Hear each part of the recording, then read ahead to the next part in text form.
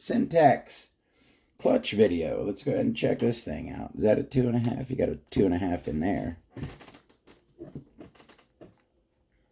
Got a lot of shimmage on the end of this. And oh, there's one of those bearings. This is a thrust bearing, I believe this is called. Get a look at that thing. See that? That's your thrust bearing. Careful not to lose any of those little balls in there. Let me be real careful with that. It's got two little sandwich things that keep it together, keep all the balls together. All right. It's been a long time since I've looked at a Centax clutch. So that is your clutch bell, okay? And these gears are removable. They do thread on, so you can remove these gears and change with different gears. Now, as you can see, it's certainly nothing like a traditional clutch bell. Where do I have one handy? Of course I do. So this is a traditional clutch bell, and if you look inside, the clutch material comes right straight to these outside edges. All right, it goes up inside of here, and then they come outward, and they get these walls right here on the inside. This one, though, on the other hand, it goes upward into, that is where it catches on that beveled surface. See that smooth, clean surface right there? That's where the clutch connects to the bell, on that angled surface there. And as you can see, you have a nut here to adjust it. You tighten and loosen this nut to adjust your tension on your clutch.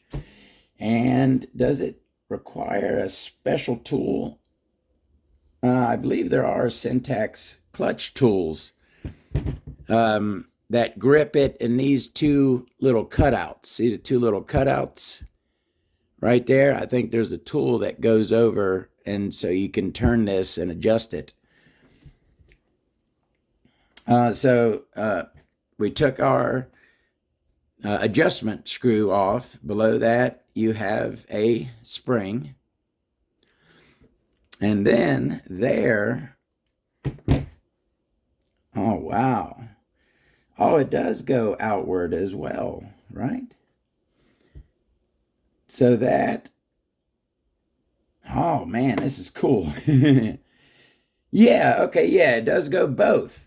So, on this plate, you got a one-piece clutch shoe on top, okay? Goes like that. And then below it are these 4 individual clutch shoes. The 4 individuals, and they do go on they go on them or in between them. I should have probably paid attention. Y'all saw it in the video. I think they go in between them, yes.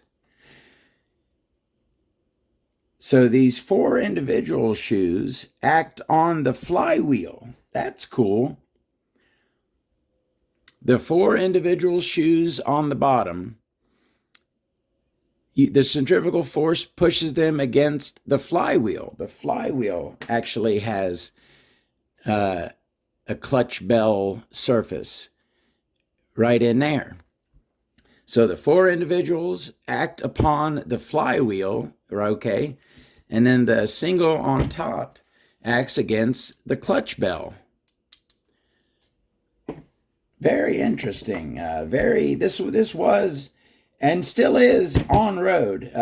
On-road cars use the Centax clutch, I believe, till this day, although I'm not 100% positive. But they certainly use the Centax clutch for a very long time. But yeah, that's very cool. The flywheel and the clutch bell, both are used as friction media for the shoes. the bottom ones, the 4 individuals, hit right there, and then the single up top hits on the inside the clutch bell. That's super cool. All right, let's go ahead and put that clutch and its parts over there. And let me see if I can get this. This is very, very similar. I bet you my same tool will work. Yep. Very, very similar to, to the Works Racing Power Clutch. Very similar in that the clutch has a single spring for all 4 of the shoes. Is this does not, oh no, yes it does. I thought it didn't fit with my tool here. All right, let's take off. This is the remaining, that's the last piece, other than the flywheel, of course. How tough is it going to be to get this flywheel off of here? Let me see how my tool is acting today.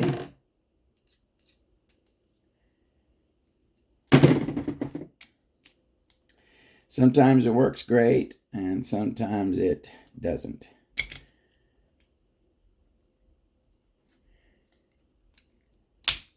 That wasn't bad. All right, little bit of leakage. Yeah, we do have a little bit of leakage.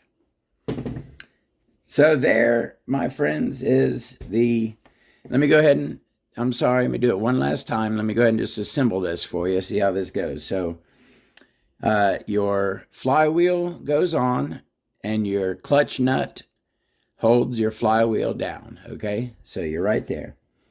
Then you put on your 4 smaller individual clutch shoes into your flywheel. All right. Then you got this metal divider in between the bottom and the top, which I believe it goes with the open area up. Let me see. Yeah. So 4 shoes go on, and then the metal divider, and then the top shoe. Did I put those bottom ones on backwards? I may have. Let me take a look and see. Yeah, I think the flat. Yeah. The angled, usually an angled surface is going to go up on a clutch, but on these, the angled surface goes down because they're acting upon the flywheel. So angled surface down, then our metal plate. Oh yeah, that's how it's built. Nice and sandwich smooth there. Supposed to have our, that's our clutch nut, goes right there. And then, so that is essentially the built clutch. You're going to put the spring on, and you're going to tighten it down with the nut, okay? And then your clutch bell is going to go over all of that, and essentially that is your completed. And don't forget about the thrust washer that goes on top before the clutch bell goes on. It's a very, very complicated system, but a very good working system. The Centax clutch is a very high-end clutch system. All right, that's the Centax part. I'm going to go clean this thing up, and we'll take a look. Well, that's sad, huh? That thing is busted. But we'll clean it up, and we'll take a look. We'll see you on a little bit.